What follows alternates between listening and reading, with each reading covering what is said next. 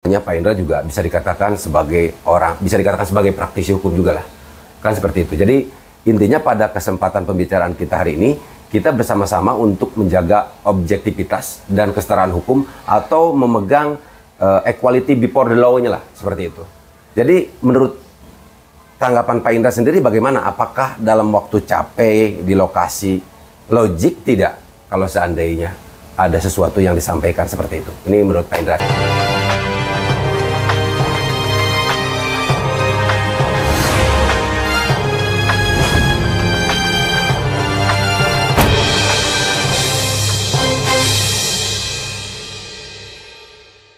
Itu. Assalamualaikum warahmatullahi wabarakatuh. Salam sejahtera bagi kita semua. Salam Om Swastiastu, Namo Buddhaya, Salam Kebajikan. Teman-teman semuanya, pada kesempatan hari ini, hari Jumat, saya sengaja datang ke kantornya Bapak Indra Janel Ali. Karena setelah saya menyimak beberapa kolom yang ada di komentar, itu sangat banyak sekali yang tentunya ingin ditanyakan dan menjadi pertanyaan oleh apa yang sudah disampaikan oleh Bapak Indra Janel Ali. Nah, untuk itu kita langsung saja. Selamat pagi nih, Pak Indra. Pagi menuju siang. Menuju siang ya, karena sebentar lagi hari kita siang nih. Ya. Begini Pak Indra, pada kesempatan kali ini yang ingin kita sepakati dulu bahwa saat ini pun pihak kepolisian belum bisa menetapkan tersangka di dalam kasus Subang. Betul. Itu artinya apapun yang menjadi obrolan kita pada dasarnya hanya untuk berdiskusi sebetulnya. Yang semoga dengan jejak-jejak digital yang saat ini banyak beredar dari mulai awal sampai sekarang mengenai keterangan saksi terperiksa, mudah-mudahan bisa menjadi bahan analisa khususnya pihak penyidik. Kalaupun memang kita juga tahu bahwa penyidik itu mungkin tentunya memiliki SOP sendiri dalam melakukan proses penyidikan ini. Nah, tetapi ada sesuatu yang ingin ditanyakan ke Pak Indra ini. Yang pertama terkait persoalan kunci otomatis, Pak Indra.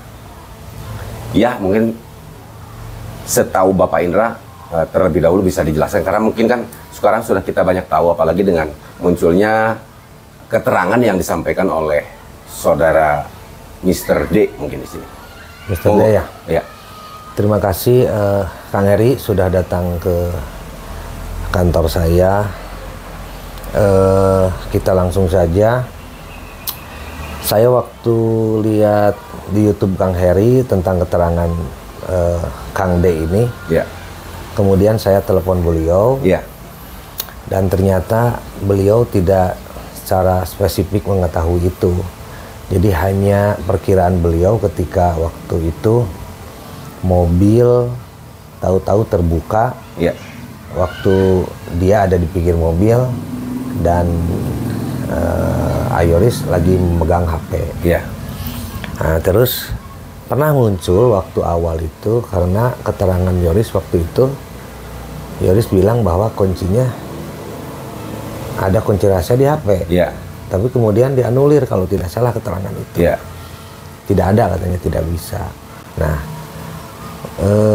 dari keterangan-keterangan ini, saya juga kan tidak bisa menyebutkan bahwa itu jelas bahwa ada kunci otomatis di HP. Ya. Tidak bisa karena waktu itu Ayoris kan menganulir kalau tidak salah. Mendengar gak? Ya. Justru itu di channel saya sendiri. Nah, kan menganulir tuh kan. Nah, terus saya jelaskan lagi. Kemudian saya telepon Kang D ini, katanya beliau juga pernah ngomong untuk dipakai garasi mobil karena takut. Dan kemudian Ayoris menjawab bahwa malah ya bisa maling gitu karena memang ada rahasia kunci mobil tersebut di Ayoris. Nah, rahasia kunci mobil tersebut itu nggak tahu seperti apa. Ya. Jadi kita juga tidak bisa langsung menyebutkan bahwa memang toh mobil itu bisa dibuka dengan kuncinya otomatis di HP. Jadi nggak bisa. Nah, saya buat lagi keterangan seperti itu agar berimbang. Jadi tidak menimbulkan lagi menimbulkan lagi opini baru. Opini baru gitu ya. Yang jelas kenapa saya kemudian sekarang semangat lagi untuk mengawal kasus ini ketika melihat Kang Heri, kemudian Kang Freddy, Bang Jack dan yang lainnya ya begitu bersemangat untuk mengangkat kasus ini agar secepatnya bisa terungkap. Nah, terus yang kedua juga kami pihak keluarga itu sebenarnya tidak tinggal diam. Dan waktu itu kan sudah diserahkan ke Bung Topan sebagai pengacaranya. Dan dari sana saya juga sudah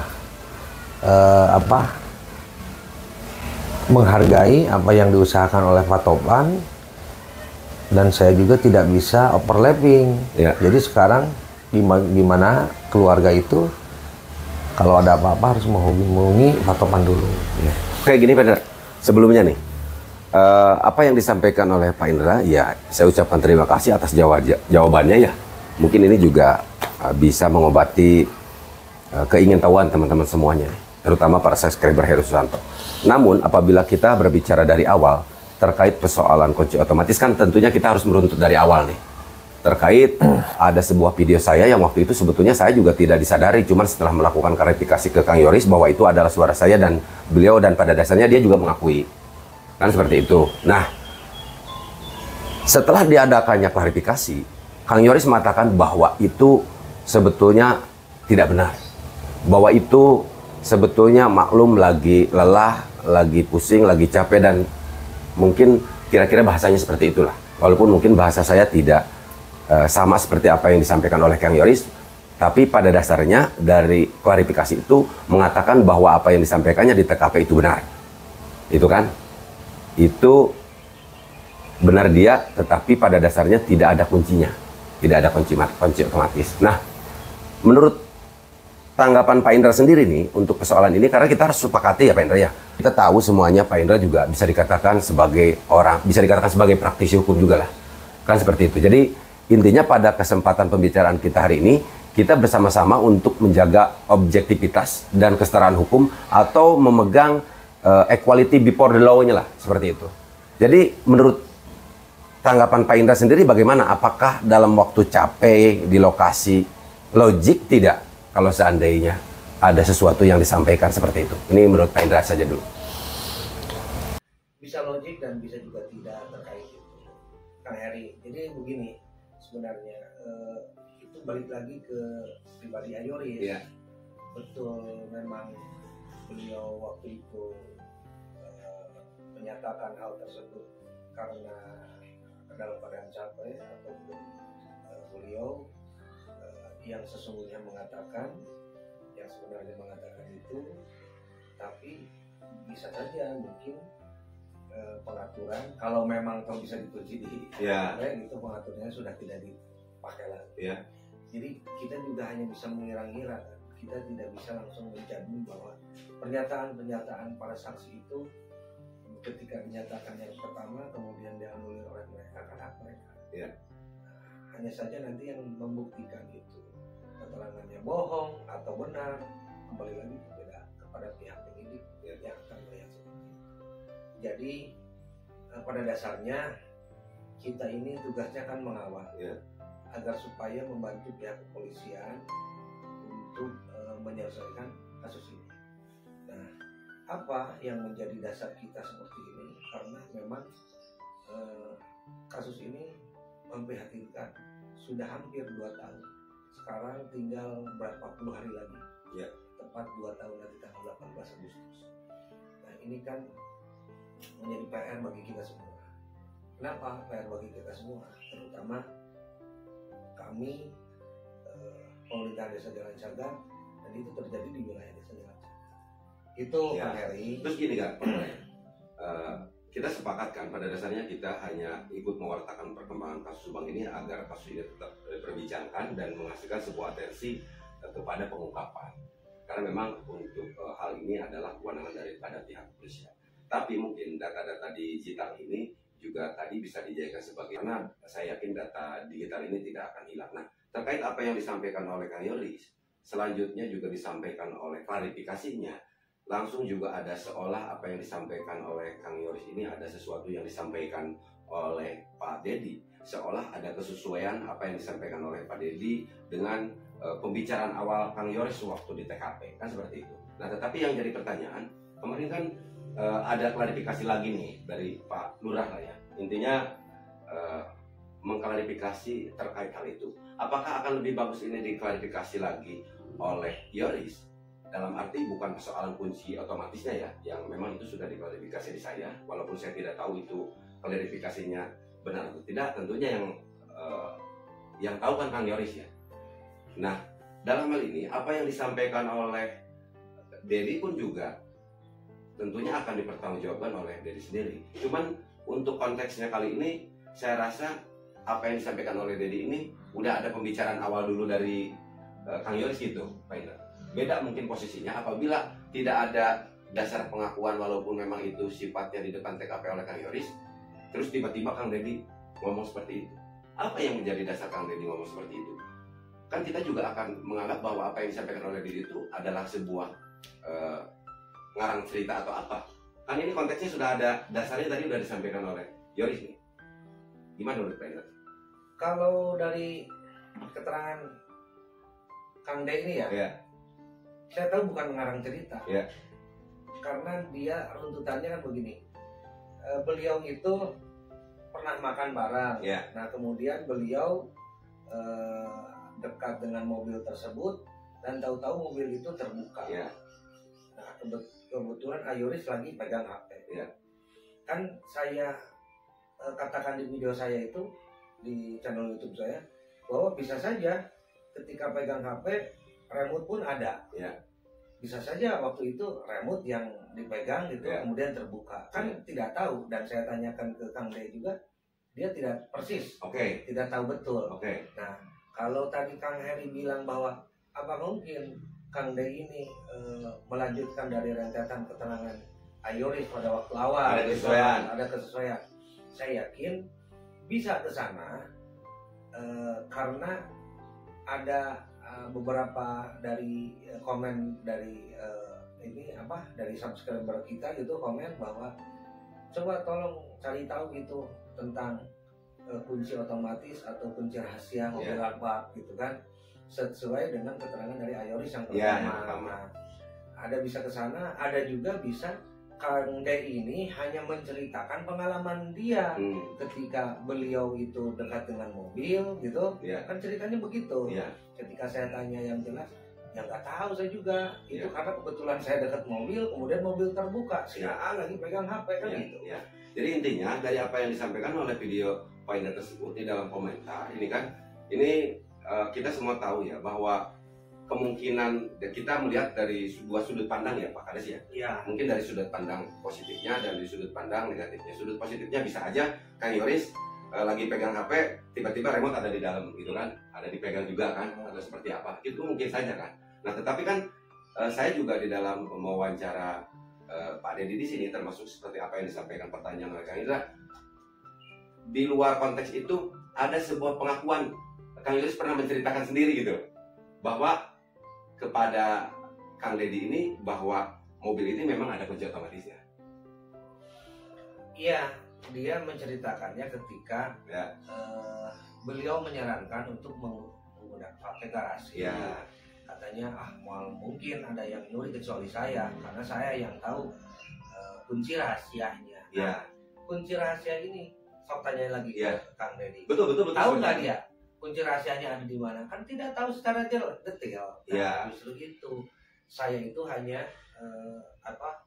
mengimbangi menjawab berita itu supaya tidak langsung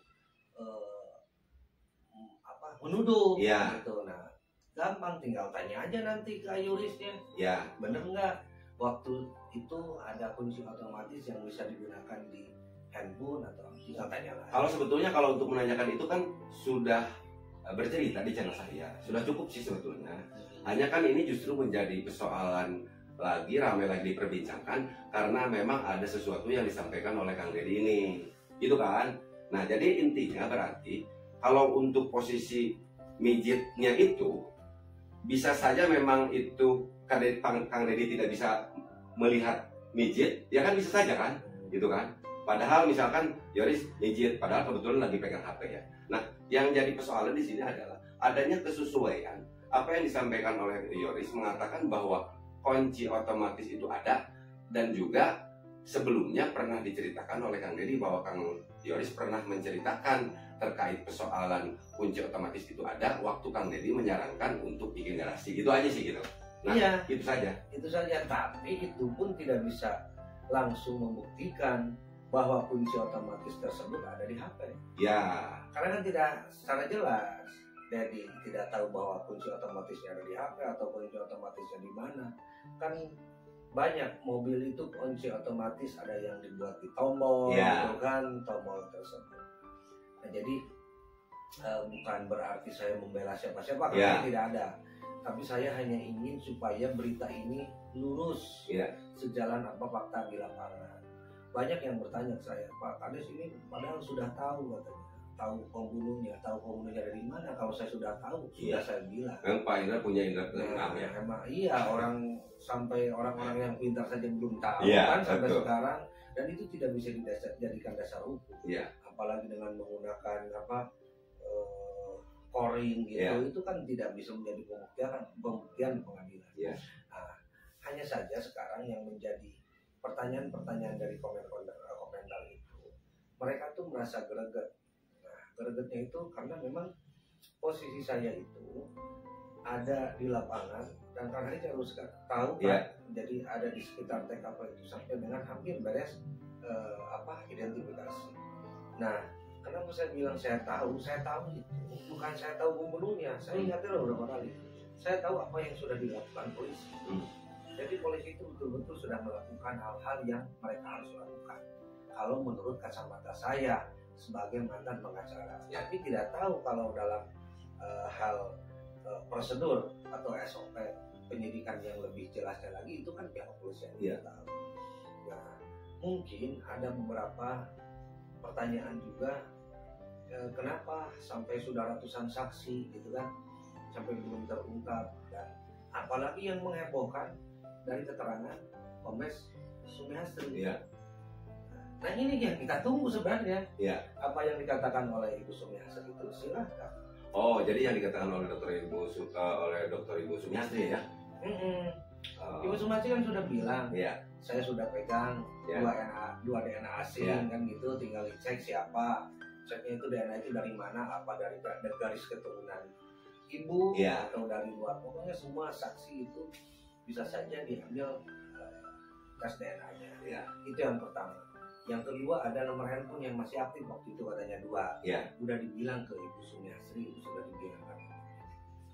Ada di berita lampu 1 bilang, Deddy Corbuzier bilang bahwa kalau begitu yang tidak profesional siapa, kan gitu.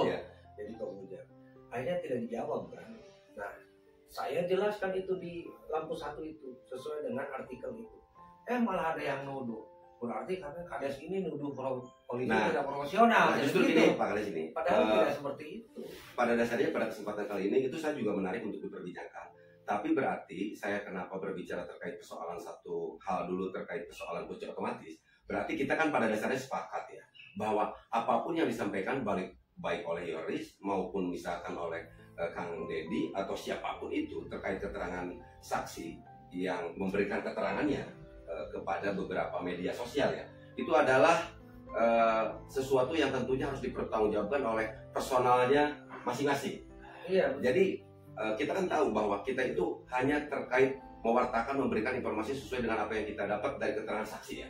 Untuk bagaimana memutuskan siapa benar dan siapa yang salahnya, justru biarkanlah pihak kepolisian yang melakukan hal ini. Karena begini, dalam istilah hukum itu ada kalau dia yang mendalilkan, dia juga yang membuktikan. Jadi ketika seorang itu ngomong dengan beberapa pernyataannya, dia harus bisa dibuktikan. Itu aja kalau dari hukum. Nah, justru yang ini ingin saya diskusikan dengan Pak Kades. Ini persoalannya berbicara tentang mendalilkan. Menurut Pak Kades, yang mendalilkan awal siapa? Yang mendalilkan awal ini maksudnya terkait persoalan kunci.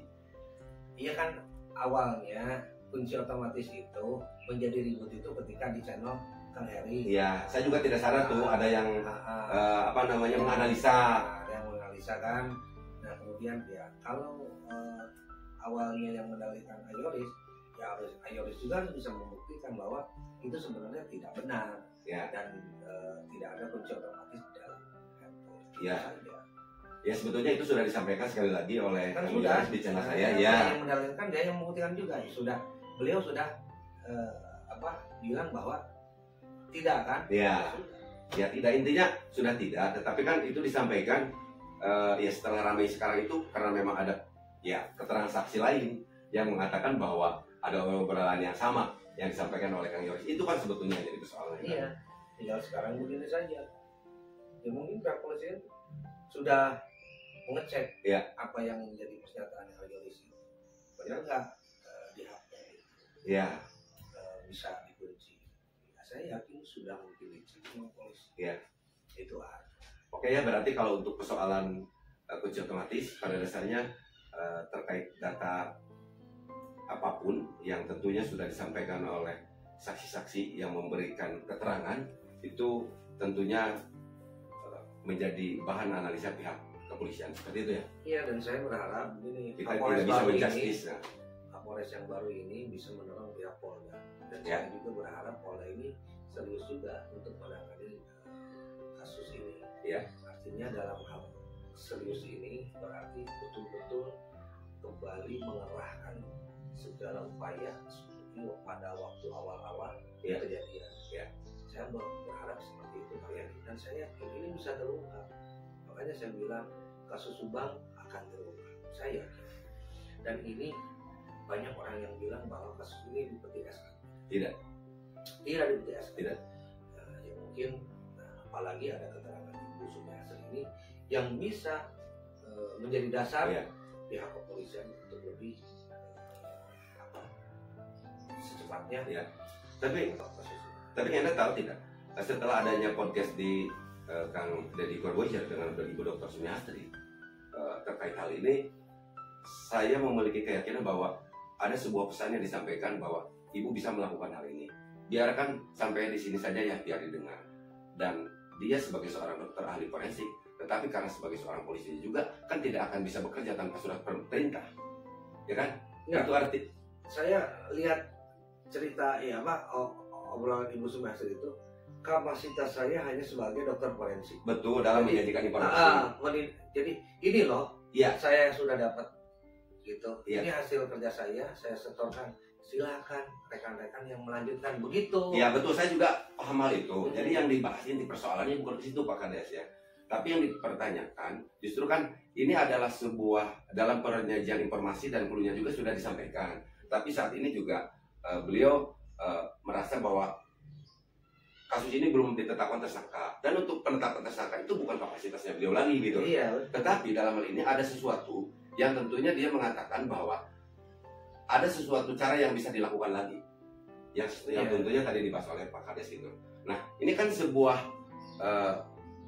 masukan gitu loh, masukan dari seorang dokter ahli forensik terhadap institusi kepolisian juga gitu loh, untuk melakukan upaya lanjutan sesuai dengan keilmuan yang dimiliki oleh Ibu Dr. Sumiasri. Nah, berarti beliau ini saya yakin, makanya disampaikan di sini aja ya. Kan Pak Kades mendengar itu ya.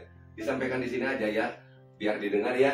Seperti itu. Nah, berarti ini adalah sebuah secara tidak langsung beliau ini meminta bagaimana supaya bekerja saya ini supaya tidak sia-sia, intinya untuk melanjutkan satu langkah lagi yang tentunya sudah ada di dalam pikiran dia. Dan saya yakin kalau ini tidak ada surat perintah dikatakan dari pimpinan lah ya, mungkin ini tidak akan dijalankan. Bagaimana menurut Pak Kades?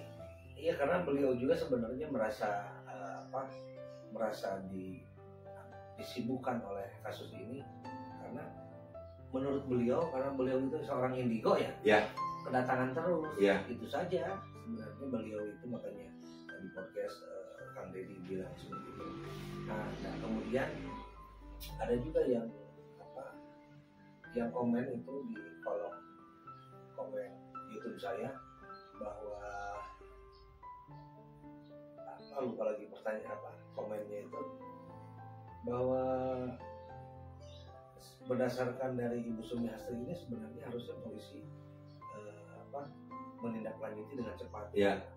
Ya kan kita mah orang biasa. Iya. Ya siapa tahu di polisi ini sekarang lagi memang betul-betul Ada sesuatu yang dipublish, ada sesuatu yang tidak, karena memang guna untuk proses penyidikan, karena memang pelakunya belum ditangkap gitu ya. Ya, itu intinya. Cuma yang jelas begini. Saya suruh untuk datang ke Polda dengan pihak keluarga. Coba Pak Kades, kalau betul memang Pak Kades ingin ini sebenarnya terungkap, datang bawa keluarga ke Polda. Saya bukan tidak mau. Saya mau datang ke Polda, mau menemui Kapolda gitu dengan membawa keluarga gitu. Tapi sekali lagi ini kan Kang Topan ini mesti kan menjadi bagian dari pengacara keluarga. Iya. Ya saya tahu apa yang sudah dilakukan Kang Topan itu, membuat surat. Tapi gini Pak, mungkin saya rasa berbicara tentang keluarga kan sifatnya umumnya. Seperti apa yang disampaikan oleh Kru Ibu AKBP Sumarni ya, Kombes. Ya, Kombes ya. Kombes. Sekarang, dulu kan AKBP. Kombes. Ya, sekarang udah Kombes. Gitu. Iya. Ya, saya berbicaranya dulu nih, waktu menjadi Kapolres Subang, AKBP Sumarni yang mengatakan bahwa klunya adalah yang diduga adalah orang terdekat korban. Dan bahasa ini adalah secara umum yang kita tahu bahwa keluarga terdekat itu posisinya banyak. Nah, berbicara tentang keluarga, sekarang berbicara tadi apa yang disampaikan oleh bukan keluarga masalah Kang Heri.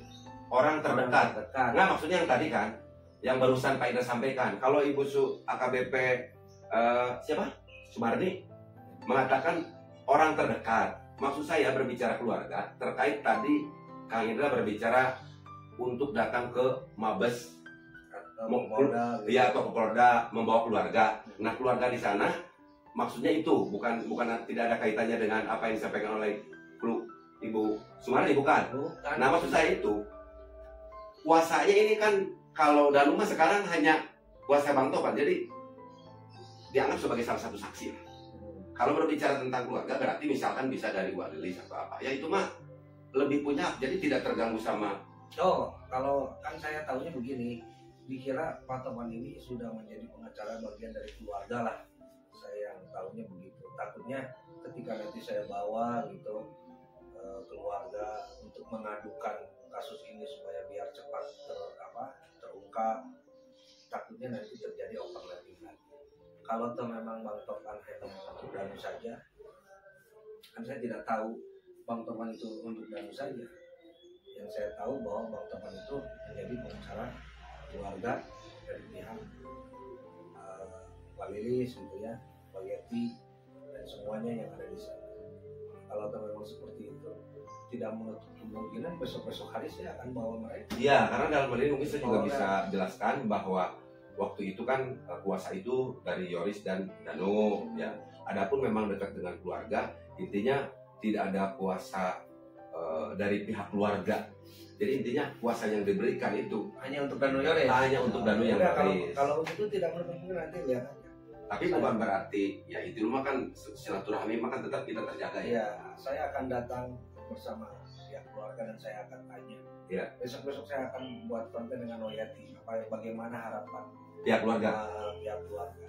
Jadi agar tahu semua dan tidak menyangka bahwa pihak keluarga diam. Tapi ada yang menarik nih Pak Kades. Gimana? Saya menyimak juga terhadap apa yang disampaikan oleh Pak Kades nih. Intinya kan Ibu Dr. Sumiastri itu bisa dikatakan tadi Indigo juga katanya ya. Ada nih saya menyimak podcast di channelnya Bang Denny Darko ya. Beliau itu juga atas dasar banyak permintaan dari netizen untuk bagaimana bisa membantu dalam pengungkapan kasus di Subang. Selain itu juga beliau itu bermimpi didatangi nih.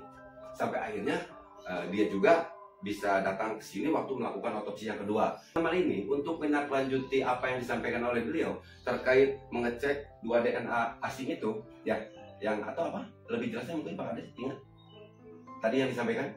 Ada dua DNA asing. Iya, ada 2 DNA asing. Nah, itu kan belum dilakukan menurut yang kita tahu.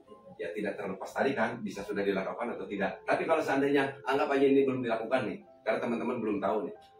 Pak Kades kalau boleh mau minta Ibu Dr. Sumiastri bermimpi lagi untuk datang supaya kedua almarhum meminta lagi untuk menindaklanjuti yang kedua atau minta apa nih? Kalau saya mah mintanya begini aja. Mintanya gimana tuh? Polda Jabar itu dalam hal ini menindaklanjuti apa yang dibicarakan atau disampaikan oleh Ibu Profesor Mehanser itu aja. Oh, oke, sepakat Ini kalau kan begitu. DNA-nya ini udah dipegang nih. Iya. Tidak usah otopsi lagi. Iya. DNA-nya kan udah dipegang nih. Iya. Sama Ibu Sumiharsa. Iya. Ini loh DNA-nya, Iya. informasinya dia tinggal dicek aja. Iya. DNA itu kepunyaan siapa? Istilahnya bisa dikatakan sinkronisasi atau kesesuaian ya, alat bukti yang satu dengan alat bukti yang lainnya itu. Oke, Pak Indra, terima kasih Saya bincang-bincang. yakin bakal tuh. Bakal keungkap ya. Lihat saja. Saya juga memiliki keyakinan Pak Kades. Karena apa?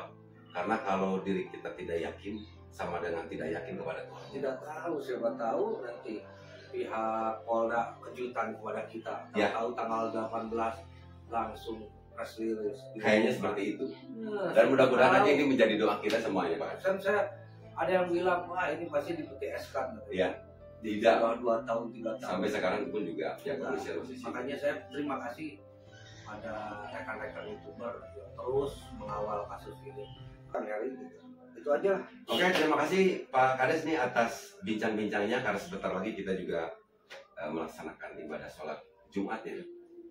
Oke teman-teman, untuk sementara seperti itu saja dulu. Saya dengan Pak Indra Jena Alim.